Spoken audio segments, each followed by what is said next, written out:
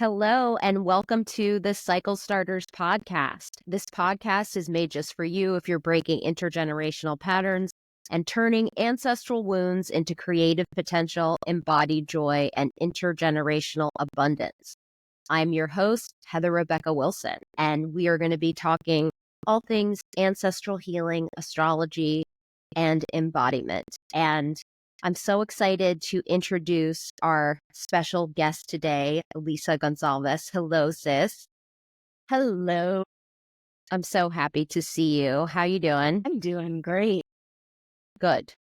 Well, so I'm going to read your bio Okay. and then we'll get into our conversation. Okay. So I'm Lisa Gonsalves, a proud guardian of healing arts nestled in the vibrant heart of Los Angeles. As a Reiki and sound bath practitioner, my journey is more than just a practice. It's a profound exploration of my Filipino heritage, a bridge to connect with our wise elders and ancestors, and a commitment to healing generational trauma.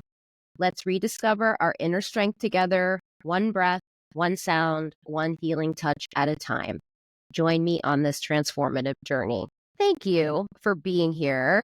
You mentioned your Filipino heritage in your bio, and so I want to jump in with giving you an opportunity to share anything you feel comfortable sharing about your heritage, your ancestry.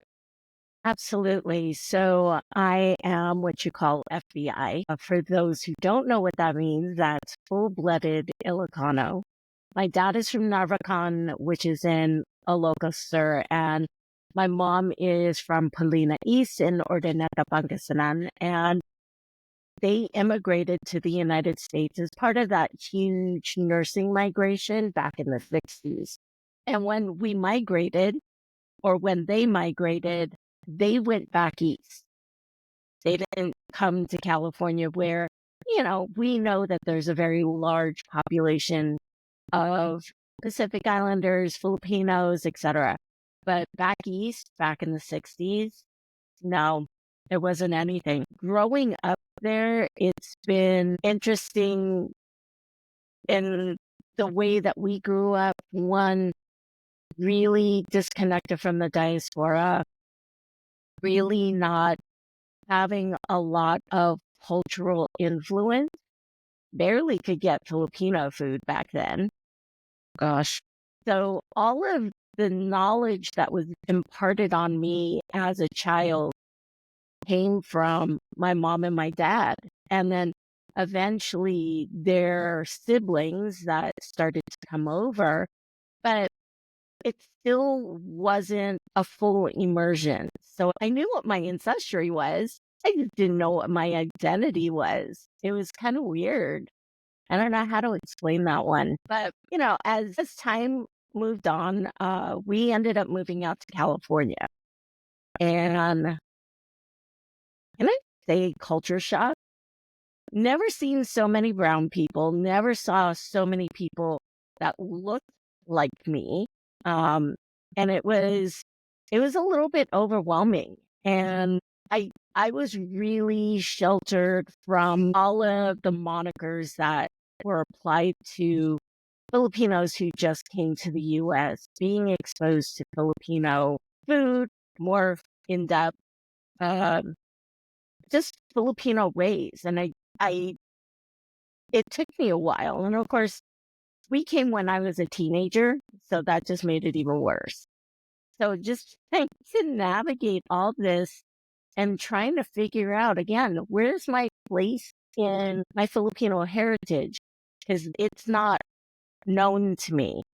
This isn't how I grew up. I grew up in a very close-knit family. I knew all my cousins on both sides, but none of us really practiced or was really engaged in our heritage, which was very unfortunate. But, we were byproducts of the American or the North American dream of getting out of the Philippines and being the hope or the beacon of you're going to be better than me kind of mentality. And that's really where my journey, or at least my experiences, have started. Thank you for sharing that. I can so relate to what you described as culture shock, moving to California in the sense that I grew up on the East Coast too, in the Northern Virginia, DC area, where there aren't as many Filipinos as there are out here in Southern California. But my culture shock was going to Hawaii when I was 6 years old. Oh, And wow. I was astonished. I was like, everybody here looks like me. This is amazing. So, yeah, thank you so much for sharing that. So, for those of you who are unfamiliar with my work, I am an Ancestral healing guide, and I have a monthly membership. It's called the Ancestral Healing Collective, and it is a sacred space for female-bodied cycle breakers and cycle starters to transform deep ancestral wounds into creative potential, shifts to higher consciousness, and embodied joy with the support of pleasure and astrology as transformative medicine. And some of the perks for the membership include a new moon pleasure practice and dance party that we have every month. And then also, I invite a guest teacher to lead a live group workshop. And Lisa is leading a workshop on December 15th. So that's Sunday, December 15th. And it's at 8 p.m. Eastern, 5 p.m. Pacific. This is happening on Zoom. And it's called Grounding Through the Holiday Haze, Navigating Filipino/BIPOC Family Dynamics with Grace. So I'm so excited for this workshop. Thank you for saying yes to teaching. Thank you for saying yes to being on the podcast. I wanted to dive into this because, when you and I got together and kind of narrowed down what topic you wanted to cover, this came to the forefront immediately, considering that we were going to be doing this in the middle of December. So can you talk a little bit about your inspiration for creating this offering? It is really part of my life experience. Growing up as a kid back east with aunties and uncles, and really just not knowing that the way that they were acting and the way that they were responding to me was typical cultural replies. I used to get my grandmother pinching my backside and telling me I'm fat. And then 2 breaths later, she's like, "Did you eat?" Right? And I know those kinds of conversations are very triggering, especially when you're, a kid and you're so impressionable and you're looking up to these elders because we're expected to respect that and take their word verbatim, which is kind of unfortunate because now you start building this lack of self-esteem. You start to, question who you are, if you're enough, if you're good enough. You start to feel like a failure. And I, growing up, did not know any of this. Even when we moved to California, and started mingling with more Filipinos, it became more apparent that it was cultural for sure. And as I got older and became an adult and started mingling even in circles outside of my family with other Filipinos, this mentality, this function that occurs is not unique to Filipinos. It's not unique to really anyone who is a person of color. It's just because our elders, our ancestors look at us again as that beacon of hope, as that beacon of success. And that's a lot of pressure to put on somebody, right? So navigating all of this, you're really having to think through walking on eggshells, being able to have these conversations, being able to stay in a conversation that really is distasteful or just is almost painful to stay in. It's easy to get triggered, especially at the holidays, because this is where you've got all the big parties. You start to see people you haven't seen over the years. Sometimes it takes one toxic thing trigger you and just floor you. And I've seen it. And I mean, unfortunately, I had an event last week where it was a very large gathering of family for a very sad occasion. And knowing that I was doing the workshop next month, I really started to pay attention to what are the conversations going on between the elders and the young ones, and even the kids, the babies. What was that dynamic looking like? And are we perpetuating that in the conversations that we're even having with our own children or our own grandchildren? So the workshop, I'm hoping one will give everyone the opportunity to figure out a safe way to navigate some of these toxic conversations. But secondly, where can you influence your descendant in being those cycle breakers? And can you plant that seed? And it's possible. And it's possible to create change not only for the descendants, but also the elders. And that's always kind of like, you did what? And I'm like, yes, yes. Having those conversations with elders and having them really see things in a different light, you're not going to change it all. But for them to at least acknowledge you as a human being with all of the emotions and all of the feels, which we can't talk about or we've never been able to talk about. Have that acknowledgement of, I'm really sad. I'm really worried. I'm not asking you for anything. I just need to express it. That's a really difficult conversation to have with people.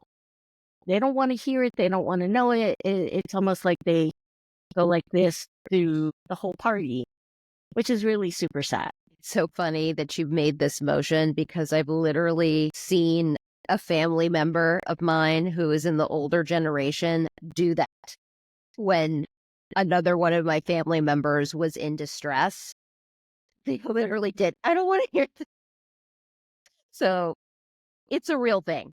This is so real. This is so relevant. And I'm so glad that you're leading this experience because I do think that all sorts of people need support during the holidays, right? It's a triggering time. People can be grieving a lot. You're in the grieving process. And again, I'm sending you, my condolences and just all the love in the world for your auntie that just passed. So yeah, I'm just sending you big hugs. And I just have deep appreciation for you because I do think that, again, people need support and also hope around their relationships with elders or folks in the older generations, right? Because I think to say, screw it, I don't want to be in connection with them, they're never going to change, really is selling them short in a way, but selling ourselves short. And so I really love how you're talking about how it's an opportunity for generational healing, right? Not just cultural healing, but generational healing as you engage with them, not in the way that you would engage with your peers, right? There's a specific way you need to approach them, but I don't want to give away too much. And I'm also going to be surprised too. But I'm just really happy that we're doing this because this is a real thing. It's a big deal. And yeah, the holidays, it's so chaotic. It brings up so many emotions. It brings up unresolved trauma. I mean, all the things. So I'm just very appreciative. Thank you for doing this. What I want to talk about now is you mentioned in your bio that you are a Reiki practitioner and a sound bath practitioner, or a sound practitioner. How did you get to this place? What's your journey been like to, be sharing your unique medicine in this way? It's been a very long and circuitous path to get here. And it's a lot of deep moments of sadness, but great moments of joy. And a lot of discovery and a lot of forgiveness for myself and compassion for myself, and really starting to get to know me, warts and all, and learning about myself and what my strengths are, not being defined by anyone around me or being that definition that was designed by my parents, their parents, et cetera, et cetera. Because that is kind of weaved already into your DNA. So I feel like it's always been an uphill battle, but I know I could do this. I know I could do this. Sometimes that's not enough. And so in 2018, I lost my mom. And, you know, death for, I think, most cultures is extremely taboo to talk about. In Filipino culture, it's very taboo to talk about. So it wasn't unusual when my mom passed that she had nothing planned. No estate planning, no burial plot, no plan of how she wanted to be honored, none of it. And being the eldest daughter and of the first generation American born daughter of all of my cousins, everyone looked to me, including my dad and my brother. So it was, you know, put on the hat of, okay, I'm going to be the matriarch. I'm going to take care of this. I'm going to do this. The problem was with owning all of that responsibility and doing it in such a way that I thought would honor my mom. I neglected myself. I neglected to honor her and grieve her. And, every girl probably has some sort of disharmonious relationship with their mom at some point in their life. Um, and so towards the end of my mom's life, it was the case where there wasn't closure. So I had guilt on top of it. All of that. And then the holidays hit. My mom died in January. I was cruising. I was doing good. My dad and I were in a good place. Everything was taken care of. Holidays hit. Thanksgiving hit. Boom. Depression. And it wasn't like boohoo sad depression. It was like dark, scary place depression. A deep darkness that I have never experienced before. So much that now I understand not getting out of bed, not wanting to do anything, dark thoughts, the whole nine. And I knew I had to do something. So I did. I finally told my family, and they were really surprised, but not surprised. And they were very supportive. I did get medical assistance, which is, one of those things that you just have to do for yourself if you get into that place. You know, there's no shame in getting that assistance as well. And so I started this navigation, getting back on the horse, getting back into a place that just felt good to me. And through that journey, I started to discover other means to kind of deal with the grief and to really start to understand me again, now without the context of what my mom expected of. So part of that was going to a sound bath. I had no idea what to expect. I'm a horrible meditator. I cannot meditate for nothing. And it's very difficult for me. But I found that with sound, I was able to really just rediscover my center, my grounding, and it just kind of stuck. And so I learned Reiki, but it's really more tapping into my ancestors and using that knowledge as well to heal on top of the Reiki. So going through these two modalities, it just really gave me a lot of hope, encouraged me to really reach out beyond myself. And what I discovered was there was not a lot of practitioners out there, both in Reiki and in sound, that look like me. They're very few and far between. BIPOC people are not represented very well. And if we are represented, usually these kinds of modalities, both Reiki and sound, is at a price point that is out of reach for most people, which is unfortunate because it should be equal. It should be available to everybody, but it's not. And so that's kind of where I started my journey, where my proclamation to the universe was, okay, you have given me so much and you have blessed me in so many ways. I need to share this energy, this modality, the knowledge that I have. This needs to be available for everyone. So that's my journey. Thank you for sharing that. And yeah, I love how the Reiki is mixed in with our Filipino hands-on healing. And I don't know if it's like hilot or if that's what you would call it, but this is definitely in our lineage, right? I mean, there's a reason, personally, what I believe is like there's a reason why there's so many Filipino nurses, doctors, caregivers, because we are so close to the veil. We're so close to the spirit world. We're so psychic. We know what people need before they even know what they need. Exactly. Yeah. You know, the interesting thing about that is it's always been there. And this is what I always tell people that I work with. Everyone has this.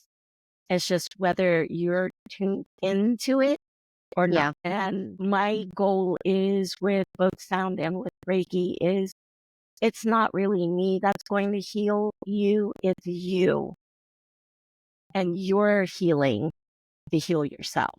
Because I think that that's really the demarcation of this is what's being offered versus I'm going to teach you, I'm going to help you see the healer in you. I love that. That's so much more empowering, right? Instead of helping people with the aim of making them dependent on you, you are activating the healer within them. And I 100% subscribe to that. I think every being on this planet is naturally psychic and intuitive, which for me just means you're able to receive information in nonlinear ways. You know, for sure, there are definitely people who are like Olympic level psychics and, you know, mediums and have crazy, crazy intuition. But for the vast majority of us, I feel like everybody has access to them. It's just tuning in, right? It's not being afraid of them because there's so much conditioning around, you know, you're crazy, this is of the devil, this is evil, you know, all that stuff. I mean, and throughout different cultures for sure. So thank you for sharing that story of how you got to being a Reiki practitioner and a sound practitioner. I'm so excited for you that you're doing this work, and I'm excited for the community that you're offering what you are offering now, right? These sound bath sessions or these sound baths at an accessible rate, and I think you're doing them for free sometimes, right? I am. So through SIPA, which is a Filipino organization in historic Filipino town, they do a lot of outreach and mental health activation within the community. And I've had the fortunate ability to really work with them over, I want to say the last 4 years, maybe even more. I did my first sound bath with them during COVID. So it's been an interesting journey. And now SIPA has opened up a wellness center in the heart of the historic Filipino town. And they've given me the ability to offer this to the community for free. People come in, they may not be familiar with it, but it's a really just safe and gentle way to restore your mental health, restore your body, restore your soul, and just release everything that is of this world and just find that inner healer in you. And so all of the sound baths are about an hour and a half. And like I said, I do them once a month.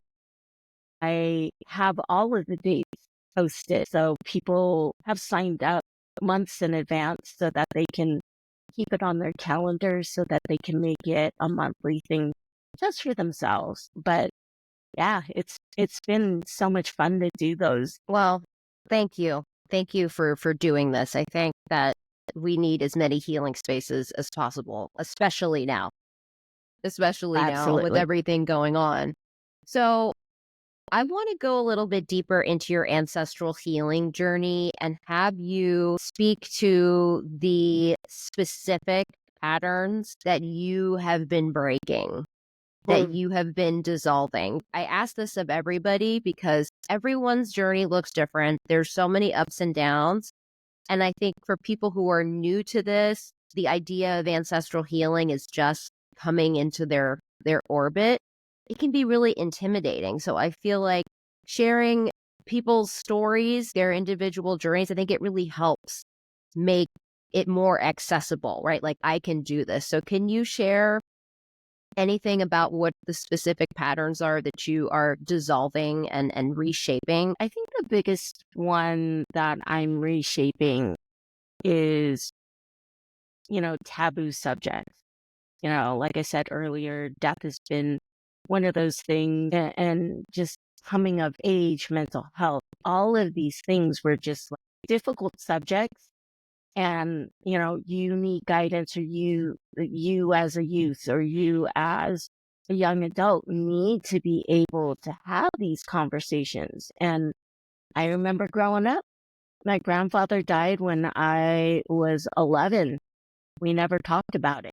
So I never knew the man except for when he comes to me in the spirit realm. I had definitely no idea what colonial mentality and crab mentality was until 5 years ago, 6 years ago.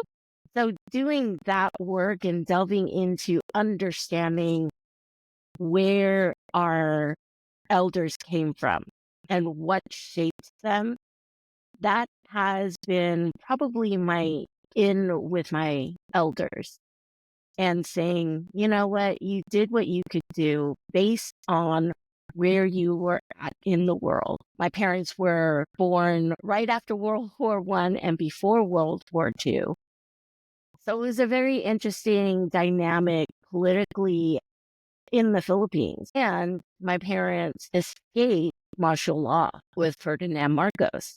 We, as descendants of them, we don't understand that dynamic and how that shaped who they are. So I think that's been the biggest thing, is just really having conversations with elders and trying to understand what it was like for them, and really intently listening to their stories. And what I have found is that they are willing to share the stories as long as you put it in the context that I want to know your story so I could carry your legacy. Mhm. That's a really important factor to bring in the conversation. I want to know the story really how it was. Don't sugarcoat it. Don't sweeten it up for me. I really want to understand what life was like for you in the Philippines growing up. What was your childhood like? It's so interesting that my dad started telling me stories about his childhood and his growing up and the things that he went through. And I have such a different vision of him now than I did when I was younger. And even his siblings, his sisters, have asked me how I've broken that, because prior to that, they were afraid of him. He was the big brother. He was kind of scary. He was always very stoic and very stern, but now he's really evolved into this human that I just love very deeply and care for very deeply. Inside, I see a very amazing human who's very compassionate, very passionate about things that he's done in his life. And I have such a different appreciation for him now than I did as a child. So that's one way of breaking that pattern, is just really listening to your elders and being part of the conversation with them. Same thing for our descendants, for our kids, and for those that come after us. So I'm a grandma of three, and I have one son. No way. Yeah. I didn't know you were a grandma. I would not have guessed. That's awesome. Yes.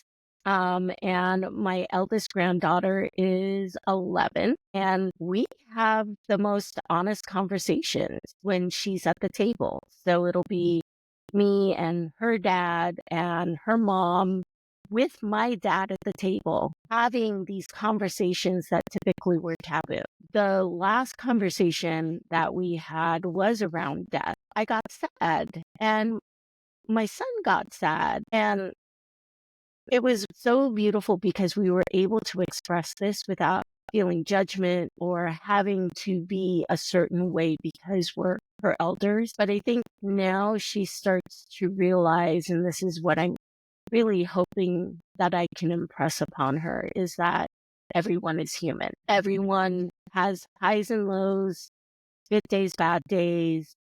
No one is ever 100% perfect. But that's really what gives us the spice of life. This is where we understand how joy can be so joyful and sadness can be so sadness. Without those two complete opposites, we won't be able to understand the dynamics of life. I 100% agree. And I love that you're modeling how to have these fierce conversations, for your granddaughter while your father is present. This is generational healing in real time. So that Yes. is freaking amazing. I love that. I love that you're doing that. Well, so I want to switch gears a little bit because in the Ancestral Healing Collective monthly membership, we do engage with astrology and pleasure as transformative medicine.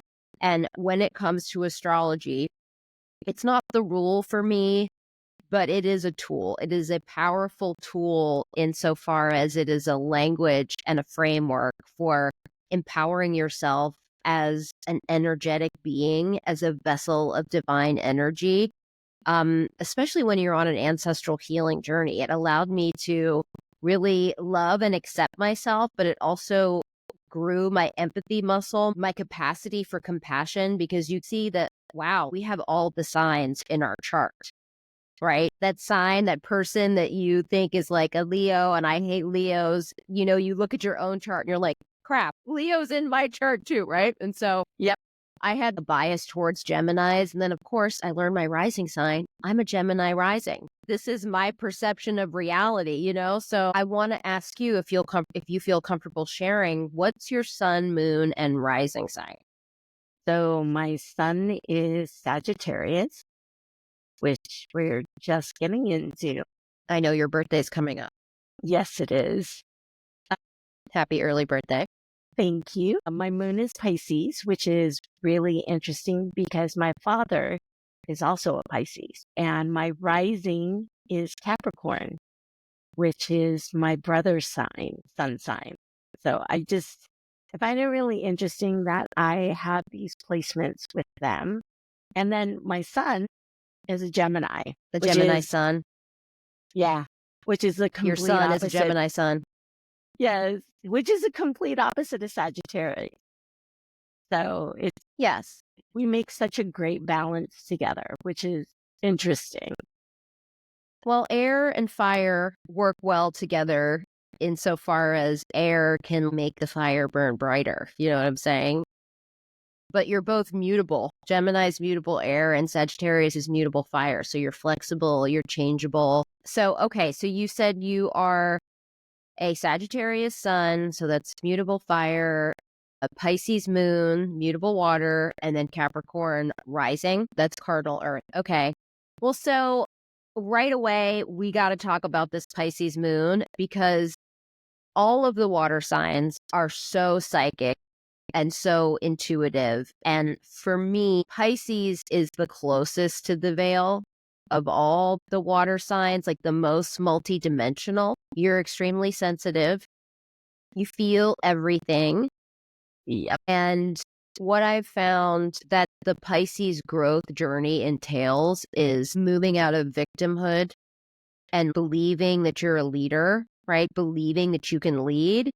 And not only that, but learning how to set really good energetic boundaries. Because when I tune into that Pisces energy, it's like water that seeps into everything it touches. It's water without a container, right? And so it's like, how do I contain all of this magical water? And so tell me, if you don't mind sharing, how do you take care of your emotional life? How do you support your emotional self with this deeply sensitive Pisces moon? Because you're feeling everything, you're picking up on everything.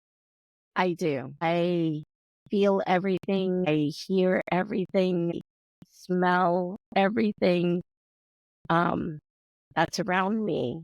There's a couple of different things. Like I said, I try to meditate, but it's more about just really grounding myself and centering myself and just finding quiet, which is really interesting being a sound practitioner. I always tell people that you should learn to be comfortable in your own quietude because one, you control the volume, you can control the length and the space.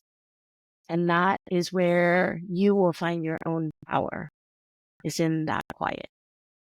So I find that sometimes having no music, nothing in my ear, no phone, no anything, and just sitting on my patio and hearing nature is usually enough for me, at least to patch me until I could get to someplace like a park, the beach. Beach is amazing, where I can really connect again with Earth. So that's usually how I do it. And the other piece is for me is being creative. I have found that I am able to release a lot of energy when I'm creating. And I will draw, I will paint. I am not a painter, I'm not a drawer, I'm not an artist by any means, but it gives my soul a way to release and to come out of its shell and just feel. So all of the creations that I make may never be in the Broad Museum or any place super fancy ever, other than my own wall. But I'm proud of every single piece that I do because it was me in that moment feeling emotion and working through whatever I might be feeling. And that helps me set those boundaries. I love it. I love it. Pisces is very artistic. Pisces is also very romantic, right? It's the dreamer, the idealist. So that makes perfect sense. And by the way, these paintings behind me, I did these. These are part of my healing journey. This is how I worked through a lot of stuff in the beginning, just to like get stuff moving. So Mm-hmm. I totally relate. I'm surrounded by my own artwork and it brings me so much joy and happiness. So I Yeah, totally get it. that one there, that's mine. Nice. Yeah. That's So cool. So, it's just being able to be creative and just get out of my comfort zone a little bit. It's easy to just plug into whatever the matrix is dictating for the day Yeah. and go on autopilot. We could take that way. I functioned that way for many, many years in corporate America, but I have found that I need to disconnect on a regular basis and come back to me. And this is what really sets those boundaries and holds that container in, is carving that space out for me and setting boundaries. Because even with spirit coming in and being this close to the veil, they know. They know when the door is open. And I've had to even set boundaries with that and just say, okay, guys, I love all of you, and I'm so thrilled that you want to come and talk to me and commune with me. But I need to do my day job first. And we could play afterwards. And so it's been interesting to be able to set those boundaries as well. I love that. That's your Capricorn coming out. Like, I have to work. I have a deadline. I need to achieve these goals. That's very Capricorn. Well, thank you for sharing that. I just love astrology so much. It's really one of my favorite things to do, to look at people's charts, because it's just endlessly fascinating to me. And I love people's reactions when they receive a reading. So, yeah, thank you for sharing that. Well, what I want to ask you now is for folks who are interested in participating in your upcoming workshop on the 15th. So it's $30 for anybody who's not inside the Ancestral Healing Collective. The New Moon Pleasure Practice and the guest teacher-led workshop is included in the membership. If this speaks to you, if you're curious, if you want to join and learn about all the perks, you can go to heatherrebeccawilson.com and learn all about the membership and what's in our amazing resource library. Lisa's workshop will also be in the resource library after we record it live. But for the folks who are going to attend live, what would you tell them to do in order to best prepare to get the most out of that experience? I think taking some time to think about those situations that may be triggering or be difficult that you typically encounter, coming at that with an unbiased thought or without judgment, and kind of laying out what your really hits you hard. I think taking that time ahead will really help us move through this workshop. Because, like you said earlier, sharing the stories of triggers and experiences really just, it helps us know as a community we are not alone. We are all experiencing this, and your story may be unique to you with the characters, but the themes are going to be probably something someone else has experienced before or may not experience yet, but can be prepared for it the next time. And that's really what we're looking to do. And then think about the engagements that are coming up in the next few months. And like I said earlier, I've been able to leverage to navigate through these conversations and these situations, not only during the holidays, but, all year round. And the one thing that I will say is, bring some paper, bring something to jot down some of your takeaways, because it's easy to come back to, the resources, but I want you to be able to take away something that you will actually put into practice that resonates with you, because the more that you practice some of these things that resonate with you will become almost automatic, and you don't have to think so hard, and it'll just be like, boom, quick, come back. I'm able to navigate this situation. I'm able to deflect, the conversation. I know how to shut it down or how to initiate a conversation. So we're going to find ways to make this a practice for yourself. Beautiful. I'm so excited. Thank you again so much for saying yes to leading this workshop. It's going to be great, and it's so needed. It's so needed. So you know that this is the Cycle Starters podcast, and when I wrap each episode, I end by asking my guest, what are the cycles that you are starting in your lineages? What are the seeds that you are planting to positively impact your descendants that are already Earthside, but also the descendants to come?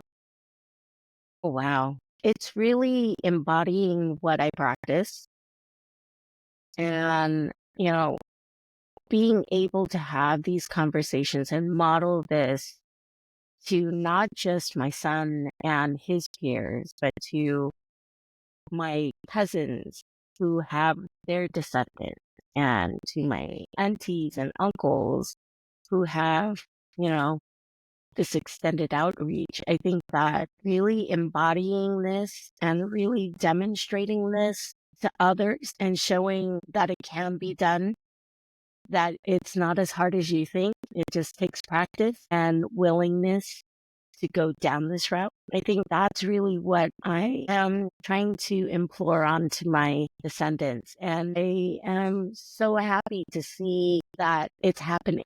Sometimes it takes longer for others. Some are more resilient and they jump right into it. So, between my niece, who is in her late 20s with 2 kids of her own, to my granddaughter of 11, they're both embodying, this compassion, this knowledge. And I know that they're going to take care of it as they get older and pass it down as my legacy. Beautiful. Lisa, I have such deep gratitude for you, such deep appreciation. I'm so glad that we connected. So glad you said yes to this podcast. I know I keep repeating myself, but I really, really am thankful. It's so nice to be in connection with another sister. This is amazing. So if you are interested in participating in Lisa's workshop on December 15th, that's Sunday, December 15th, you can go to heatherrebeccawilson.com and learn more about it. It is $30 and it'll be about 90 minutes. And then, of course, if you can't make it live, it will be in the resource library, and that's available to members only. Lisa, thank you so much. I can't wait for the workshop. Thank you. And we will see you all next time on the Cycle Starters podcast. Take care, everybody. Bye-bye. Bye.